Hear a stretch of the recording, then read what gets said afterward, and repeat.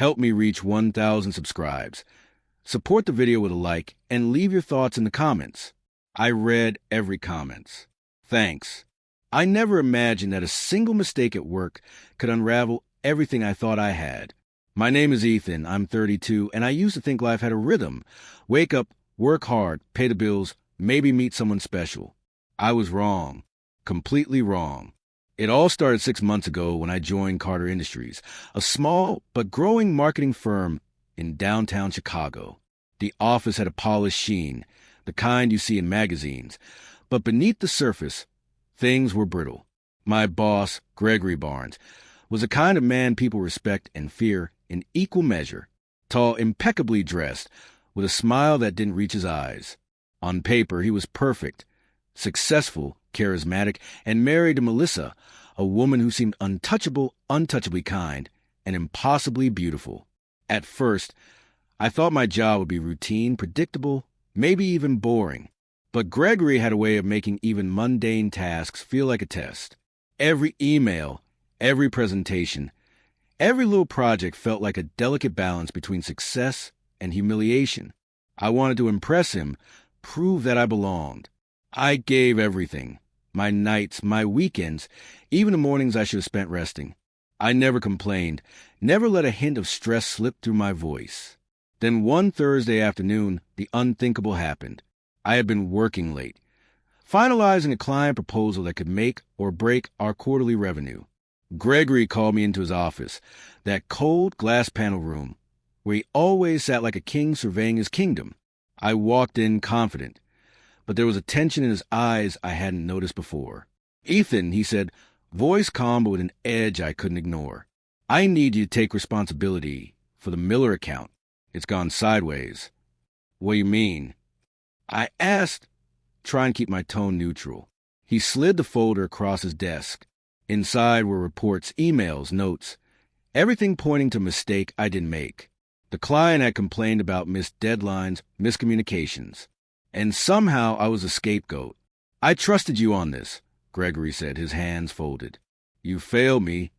I opened my mouth to explain, to defend myself, but he cut me off. "Don't. Just accept it. Clean it up before Monday or you'll be out." I left the office, stomach knotting, feeling the weight of everything crash down at once. I couldn't understand how I had gone from promising employee to enemy in a matter of hours. That night, I replayed every meeting, every email, every phone call, trying to find where I had slipped, where I had gone wrong. But the truth was, I hadn't. It was Gregory's way of asserting dominance, and I had walked straight into it. The next few weeks were hell. My reputation inside the office shifted. Colleagues who had once been friendly avoided me. Every task felt like walking on a tightrope, knowing that one wrong move could end me. Gregory didn't confront me again directly, but his presence was a constant shadow, a silent threat. And then came the rumors, quiet whispers about my competence, my professionalism, my ability to survive in the company. I was on the edge, barely keeping it together when Melissa, Gregory's wife, noticed me. I first saw her during a company charity event. She wasn't with Gregory. She had arrived alone, wearing a simple dress that somehow made her glow even in the crowded hall. She watched the event with a calm, genuine smile, and when our eyes met, she nodded slightly, almost imperceptibly. Something in her expression was different. It wasn't pity, it wasn't judgment. It was recognition. She saw me, really saw me. Over the following weeks, she started finding small ways to talk to me.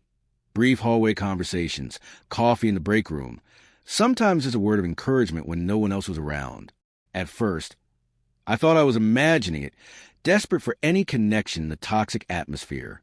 But then I realized she was intentionally reaching out, giving me a lifeline in a place that had become suffocating. One evening, she found me still in the office past 8, reviewing client reports I knew weren't mine to fix. "Ethan," she said softly, leaning against the doorway, "you can't keep doing this to yourself." I looked up, surprised, exhausted. "I don't have a choice. If I don't fix it, I'm done." She shook her head, her eyes sharp, almost fierce. "No, you have a choice. You always have a choice. You're letting him take more than he should." That night, her words lingered long after I left the office. For the first time in weeks, I felt something shift inside me, a spark of clarity. Maybe it wasn't about proving myself to Gregory anymore. Maybe it was about reclaiming control over my own life before it was too late. I started to notice small patterns. Gregory's arrogance, his willingness to scapegoat, the subtle ways he undermined everyone around him. And Melissa? She saw it too. One rainy Thursday, she caught me at the elevator, holding my soaked coat, my eyes tired from endless hours of work. "Stop," she said, her voice gentle but insistent. "You're smarter than this. You don't have to play his game." That was when I realized I had been trapped in a cage of my own making, thinking I had to earn respect from a man who didn't deserve it. Melissa didn't offer me shortcuts or sympathy. She offered insight, perspective, a lifeline that I had desperately needed but didn't know how to grasp. I walked home that night in the rain, chest heavy, mind racing. For the first time, I wondered, what if she's right? What if there's another way? What if I stop trying to survive his games and start building my own path? And that thought, that tiny seed of possibility, was the first step toward a life I had almost forgotten I deserved. The next morning, I made a decision that would change everything. I arrived at the office later than usual, wearing the same calm expression I had rehearsed for hours in front of the mirror. Gregory noticed immediately. He shot me a glance that was sharp enough to cut glass, but this time I didn't flinch. I didn't apologize. I didn't explain. I simply nodded to him and walked past, straight to my desk. Melissa was already there, pretending to work, but watching me. She gave me a small, subtle smile, one that carried encouragement, approval, and something I couldn't name. Hope, maybe. I set my laptop down and started sifting through the client reports, not to fix someone else's mistake, but to catalog evidence. Every email, every memo, every missed deadline Gregory had blamed on me, I copied it, stored it, documented everything meticulously.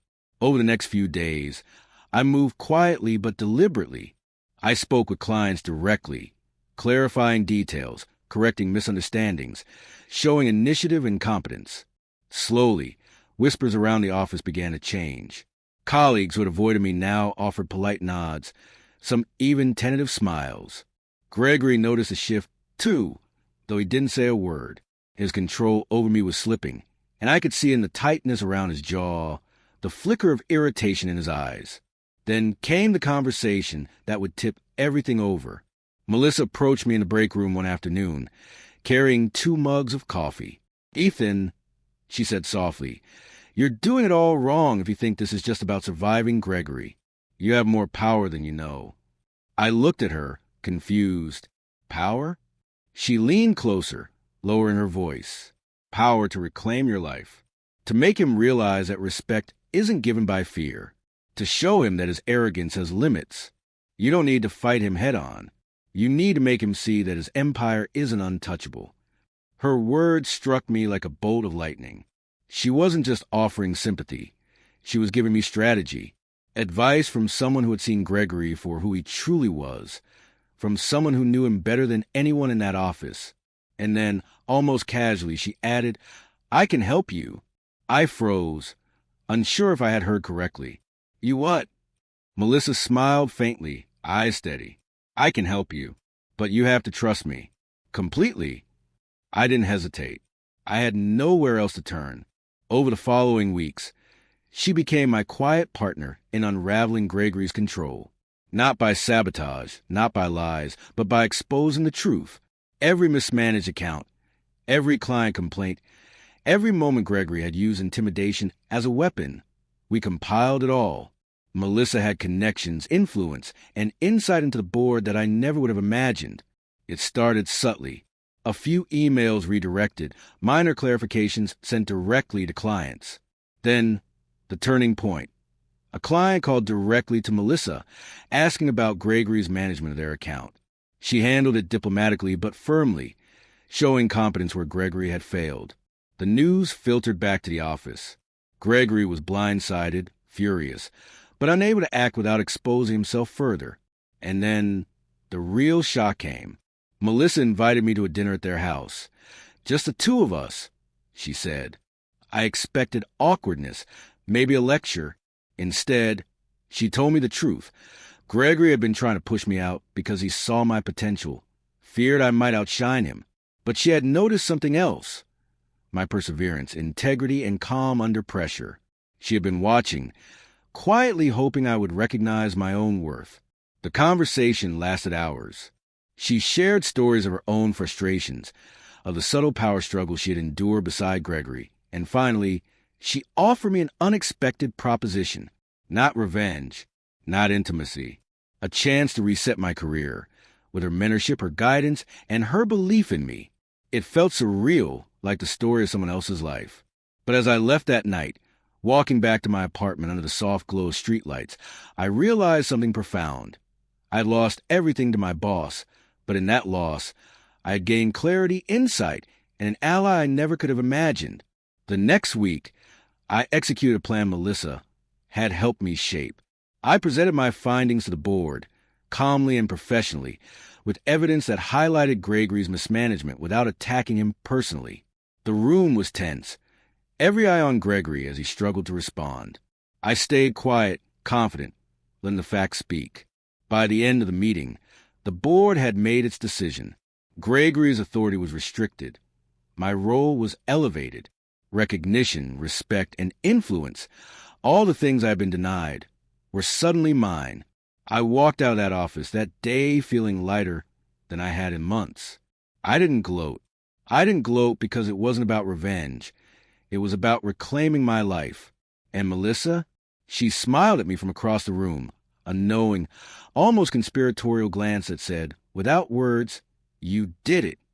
That night, I sat alone in my apartment, reflecting on the chaos, the fear, and the near defeat I had experienced. I had lost everything to Gregory, yes, but in losing, I had found something far more valuable: resilience, clarity, and a mentor who believed in me when everyone else had turned away. Life had a way of surprising you when you thought the doors were all closed. Sometimes, the person you least expect, the one standing quietly on the sidelines, turns your entire world around. And for the first time in months, I slept without the weight of fear pressing down on my chest. The storm was over. I had survived. And in doing so, I realized that losing everything was sometimes the only way to find your true life.